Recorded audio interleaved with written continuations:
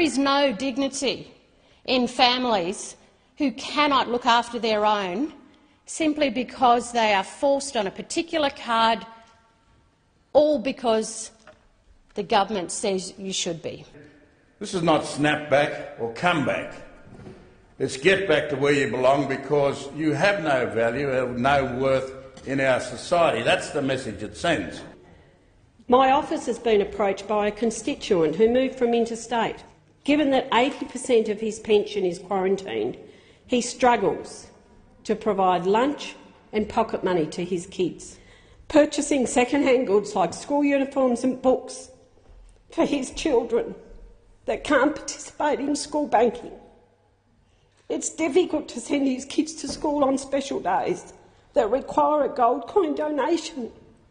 It divides communities and it is not the answer to problems that need fixing. It is unjust, it is racist and so un-Australian. First Nations peoples have been subjected too long to bad policy. They're fed up with government interference in their lives. They're fed up with being branded as irresponsible, lazy and unable to manage their own affairs. Why do they insist on treating our first Australians as second-class Australians? And why do they continue to spurn the generosity of our first Australians? You know, I am constantly stunned by the asymmetry of what first Australians ask of the rest of us compared with what has been and is taken from them.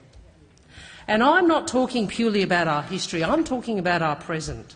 How little some in this place are prepared to give, even when it costs them nothing. This government goes on and on about how it wants to do things differently with First Nations and not to them. Well, this is a hollow mantra. Take the sand out of your ears and let's hope we can soften your hearts, because all this legislation does is push people further and further in the ground.